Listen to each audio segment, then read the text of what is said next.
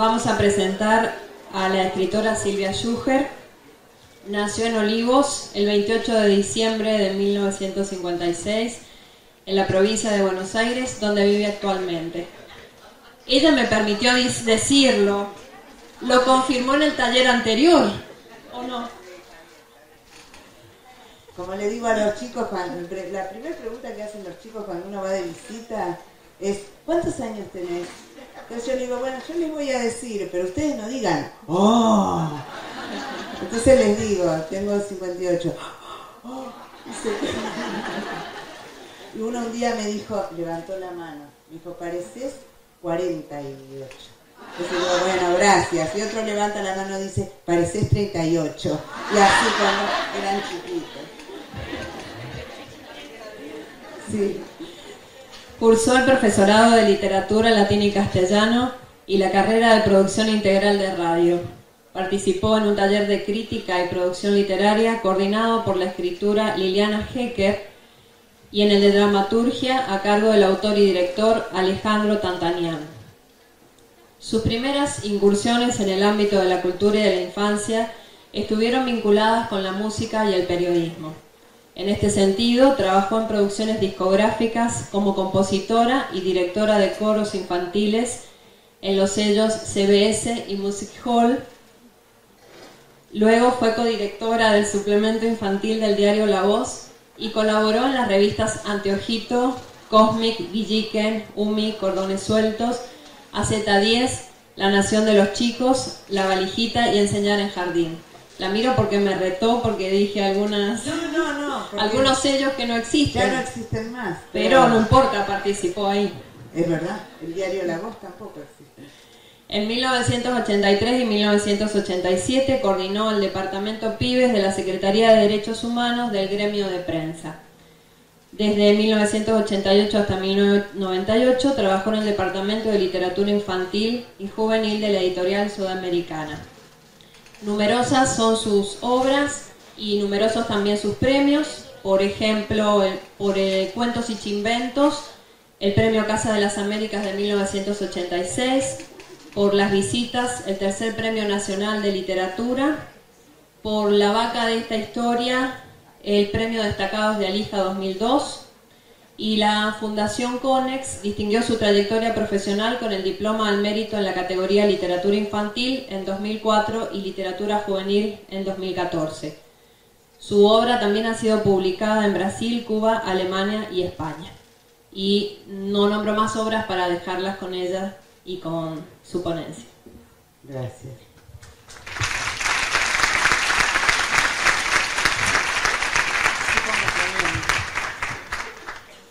Bueno, después lo que leíste creo que es un poco melancólico lo mío, pero bueno. Felicidad clandestina. Ella era gorda, baja, pecosa y de pelo excesivamente crespo.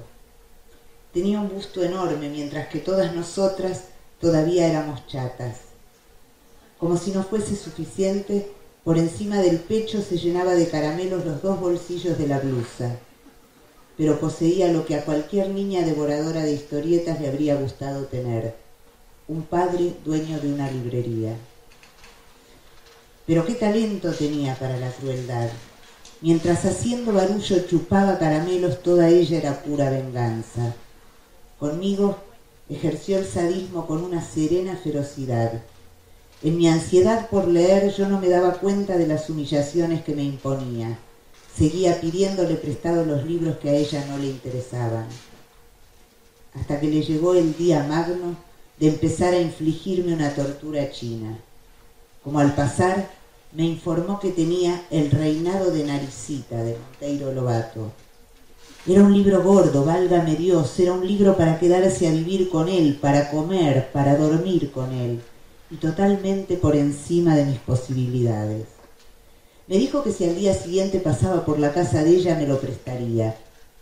Hasta el día siguiente, de alegría, yo estuve transformada en la misma esperanza. No vivía, flotaba lentamente en un mar suave. Las olas me transportaban de un lado a otro. Literalmente corriendo, al día siguiente fui a su casa. No vivía en un apartamento como yo, sino en una casa. No me hizo pasar. Con la mirada fija en la mía, me dijo que le había prestado el libro a otra niña y que volviera a buscarlo al día siguiente. Boquiabierta, yo me fui despacio, pero al poco rato empecé a saltar. La esperanza había vuelto a apoderarse de mí por completo. Me guiaba la promesa del libro. Llegaría el día siguiente, los siguientes serían después mi vida entera. Pero las cosas no fueron tan sencillas.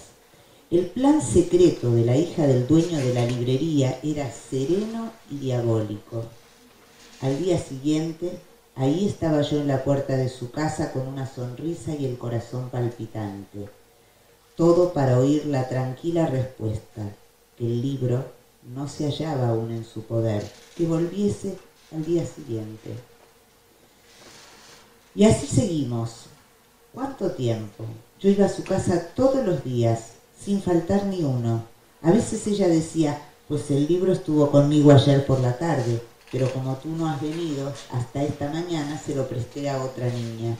Y yo, que era propensa a las ojeras, sentía cómo se ahondaban bajo mis ojos sorprendidos.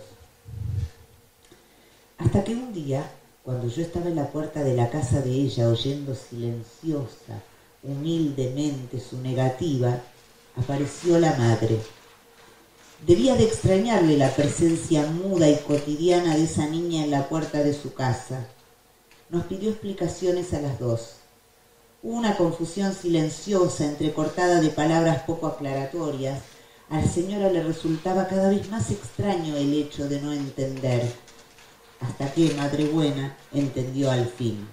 Se volvió hacia la hija y con enorme sorpresa exclamó, «Pero si ese libro no ha salido nunca de casa y tú ni siquiera querías leerlo». Lo peor para aquella mujer no debía ser el descubrimiento de lo que pasaba, sino la horrorizada sorpresa de la hija que tenía. Fue entonces cuando, recobrándose al fin, firme y serena, le ordenó, «Vas a prestar ahora mismo ese libro, y a mí. Y tú te quedas con el libro todo el tiempo que quieras, ¿entendido?». Eso era más valioso que si me hubiesen regalado el libro. El tiempo que quieras es todo lo que una persona, grande o pequeña, puede tener la osadía de querer. ¿Cómo contar lo que siguió? Yo estaba tontada y fue así como recibí el libro en la mano. Creo que no dije nada. Tomé el libro. No, partí saltando, como siempre. Me fui caminando. No partí saltando como siempre. Me fui caminando muy despacio. Sé que sostenía el grueso libro con las dos manos, apretándolo contra el pecho. Poco importa también cuánto tardé en llegar a casa. Tenía el pecho caliente, el corazón pensativo. Al llegar no empecé a leer. Simulaba que no tenía el libro, únicamente para sentir después el sobresalto de tenerlo. Horas más tarde lo abrí, leí unas líneas maravillosas, volví a cerrarlo, me fui a pasear por la casa, lo postergué más aún yendo a comer pan con mantequilla. Fingía no saber dónde había guardado el libro, lo encontraba, lo abría por unos instantes, creaba los obstáculos más falsos para esa cosa clandestina que era la felicidad. Para mí la felicidad siempre habría de ser clandestina. Era como si yo lo presintiera. Cuánto me demoré. Vivía en el aire, había en mí orgullo y pudor. A veces me sentaba en la hamaca para balancearme con el libro abierto en el regazo, sin tocarlo, en un éxtasis purísimo. No era más una niña con un libro, era una mujer con su amante. Fin del cuento. El cuento que acabo de leer se llama Felicidad clandestina y pertenece a Clarice Lispector, una originalísima autora brasileña. Lo elegí por varias razones. La primera es obvia, porque me gusta. Toda la obra de Lispector me atrae, pero este relato en particular, que descubrí en un libro que se llama Revelaciones de un mundo, me resulta estremecedor. Dado que, entre otras cosas, esta charla está enmarcada en una idea global de promoción de la lectura, anticipo además una premisa que considero fundamental. Y es que la única y genuina propagación del gusto por leer se ejercita en el contagio, en la recomendación, en el intercambio entusiasta, no de frases ampulosas, sino de textos concretos. Otra razón, me refiero a la elección de Felicidad Clandestina, es que mucho antes de estar yo acá leyéndoles esto, obviamente lo estuve escribiendo, y antes aún de escribirlo, lo estuve pensando. Barruntaba por dónde abordar un tema tan vasto como el de leer y escribir en el siglo XXI, y vino en mi auxilio mi memoria de estudiante. Empiezo por los mitos, dije, por la transmisión oral de los relatos. Entonces pensé que eso de contar y escuchar historias son partes de un deseo tan antiguo como la humanidad, un deseo compartido por todas las culturas, un deseo que muy posiblemente haya surgido de la necesidad de explicarse la vida, de transmitir experiencias, de conservar la memoria colectiva, de registrar el pensamiento, o simplemente por el gusto de inventar, de crear realidades que dieran cuenta de acontecimientos verídicos o ficticios. Pero en todos los casos, un deseo puesto a hablar sobre las relaciones de las personas entre sí. A fin de cuentas, un deseo puesto a rastrear, perturbar, comprender, subsanar la relación de uno consigo mismo y con el mundo. Busqué luego un libro que me había sido muy útil cuando estudiaba, La gran claridad de la Edad Media, así se llama el libro, y me puse a revisarlo. Allí estaban los juglares y sus cantos, las grandes epopeyas, las hazañas heroicas de los guerreros, recitadas en las plazas para entretener a la gente común, o a mí, que todavía podría releer o escuchar si me lo cantaran 1 y 1000 veces, 1001 noches, la chanson de Roland, el cantar de Miocid, etc. Junto a los juglares, también encontré a los clérigos, a Gonzalo de Berceo con los milagros de Nuestra Señora, intentando atrapar la atención de sus oyentes, los lectores de entonces, pero con otro propósito: transmitir enseñanzas, eso que hoy llamaríamos mensaje.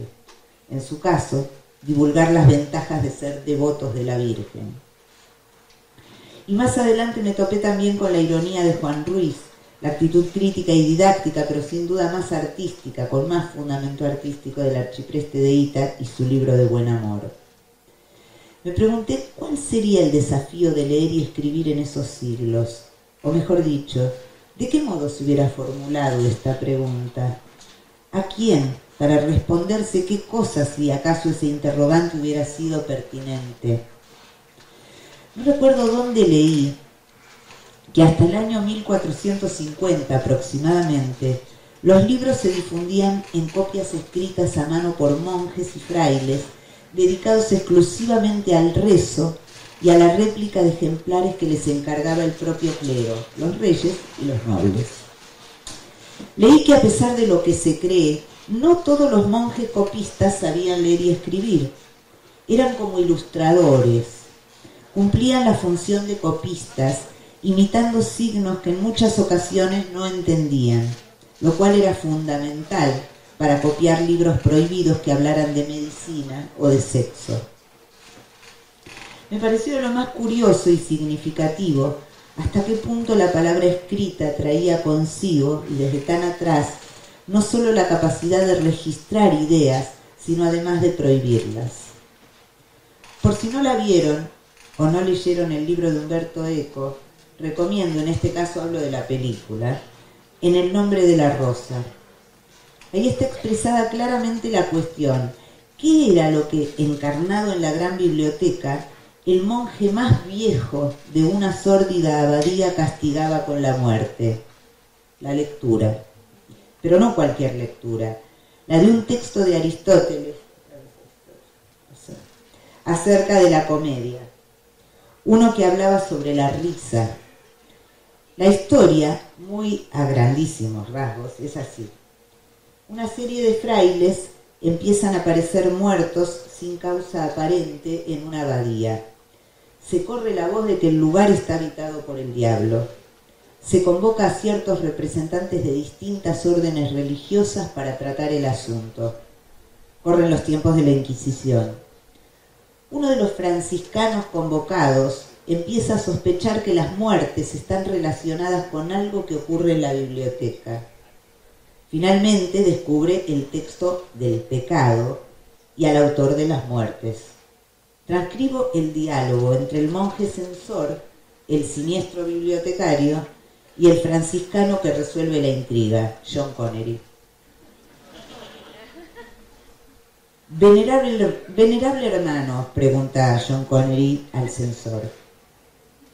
Hay muchos libros que hablan de la comedia. ¿Por qué lo atemoriza este? Contesta el monje. Porque este es de Aristóteles y habla de la risa.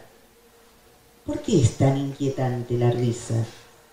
La risa mata el temor, dice el asesino. Y sin temor no puede haber fe, porque sin temor al demonio ya no hay necesidad de Dios. Pero no eliminará la risa si elimina.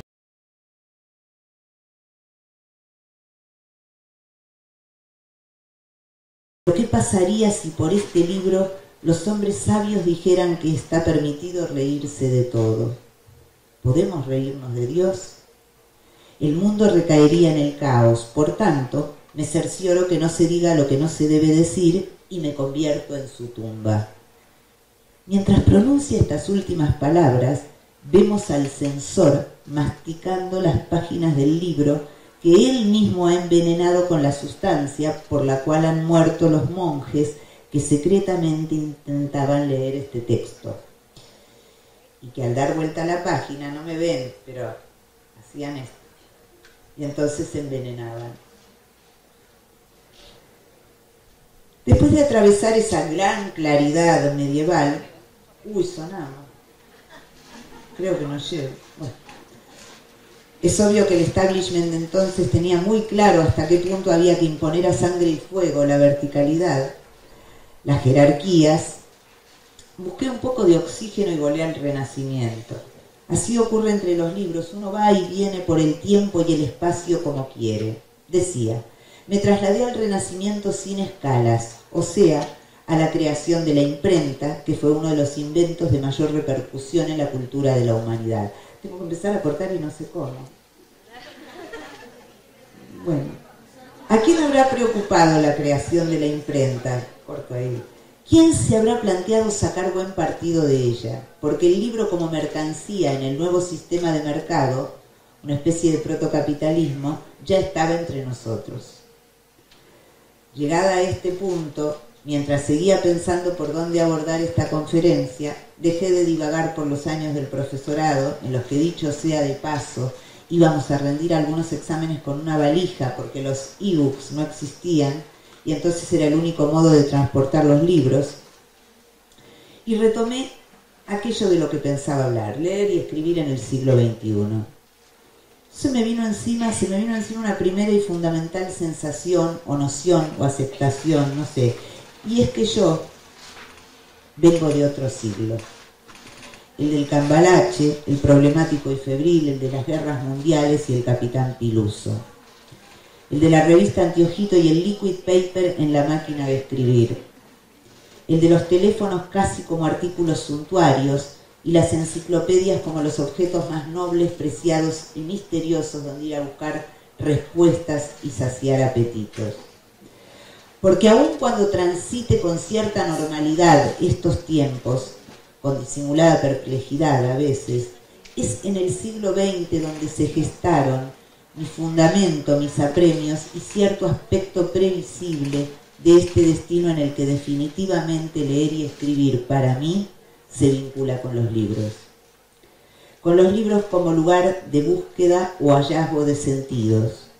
Con los libros como medios de locomoción hacia territorios ignorados del alma humana, como compañía y a la vez como garantía de una buena soledad, como deseo, como salvación, como expiación, como promesa de una felicidad propia, personal, inmune a las amenazas del deber, una felicidad clandestina.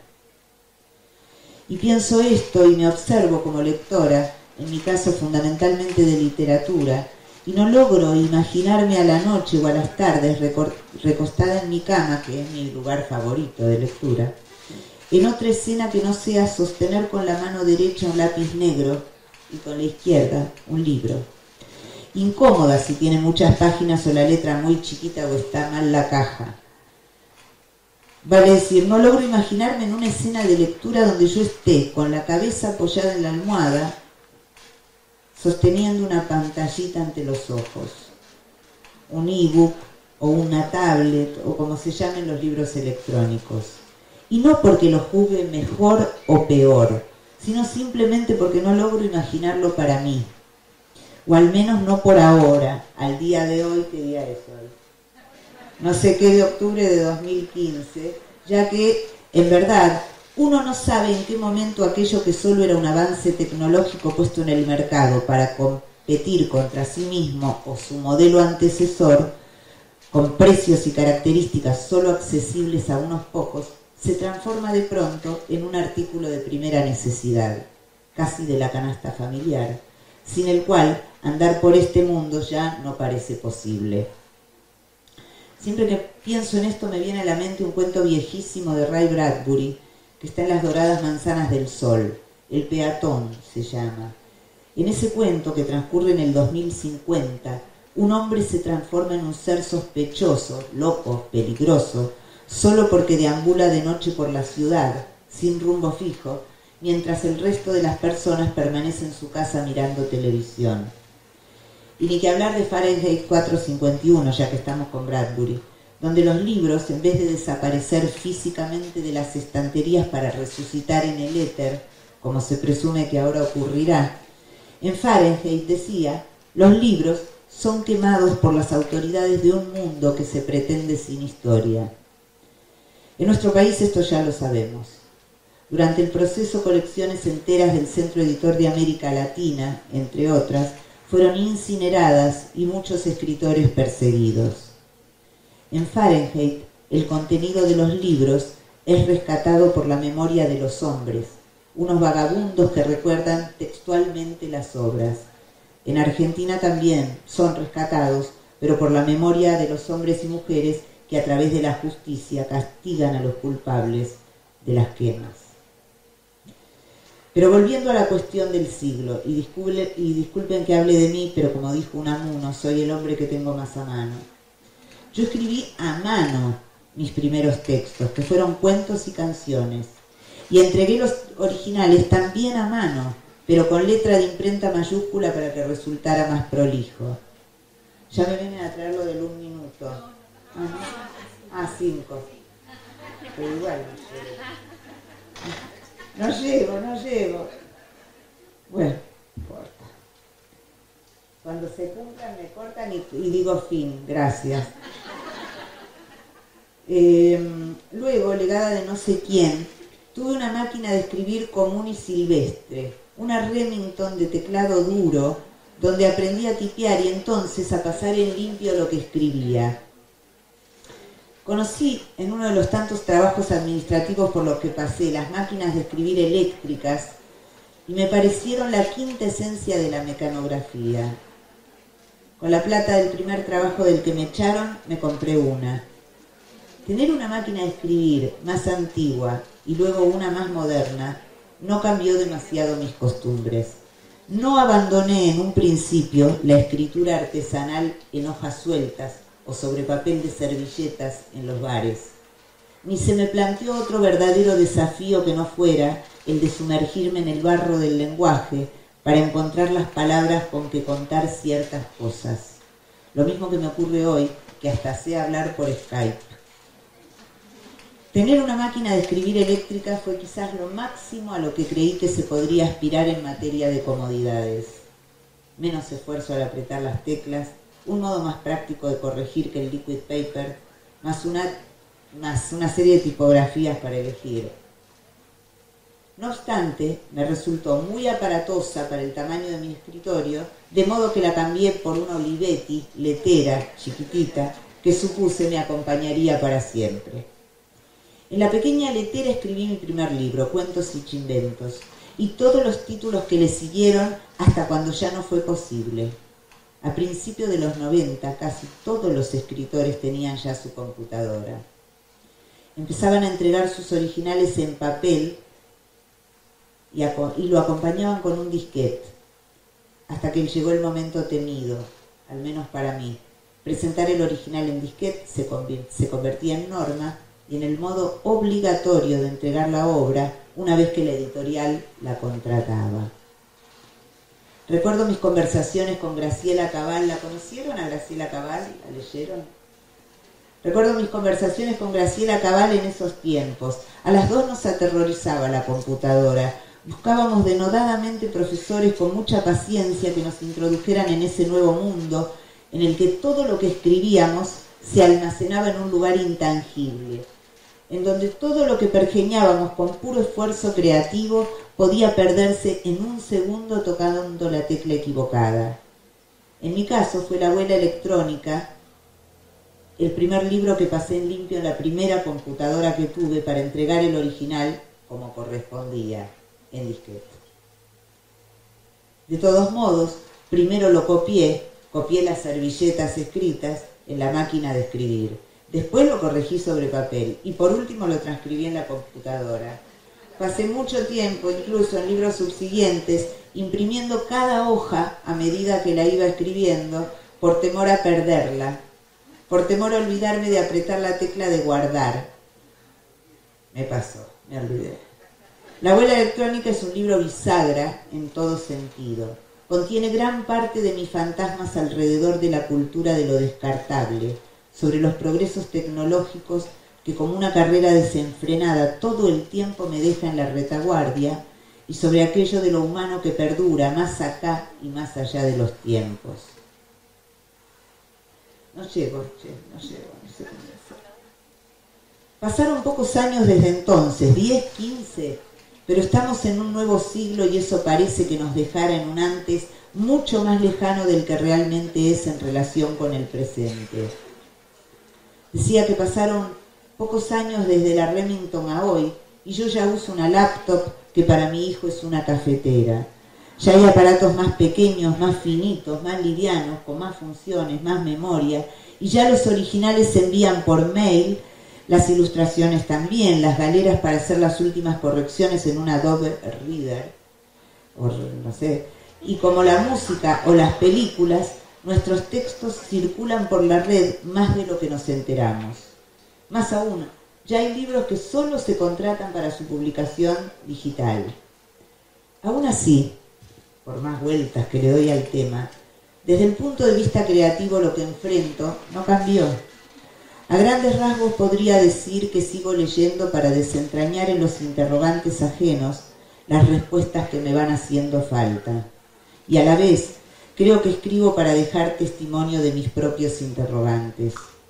Como lectora, disfrutar de un libro sigue siendo el mayor reservorio de felicidad que conozco. Y la sensación de que necesitaría al menos otra vida más para leer todo lo que quisiera fue y sigue siendo un dulce e irremediable desasosiego. Ni convocar al carpintero para que me haga más estantes para los libros, ni saber que en un pequeño adminículo electrónico podría cargar la biblioteca de Alejandría toda, modifican lo fundamental, la conciencia de la finitud. Como escritora, sentarme ante la pantalla como ante un papel en blanco me sigue provocando la misma incertidumbre, convoca los mismos fantasmas, rebusca en la misma materia prima, la palabra, la metáfora inhallable.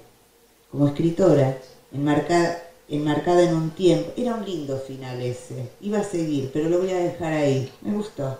Así que muchas gracias.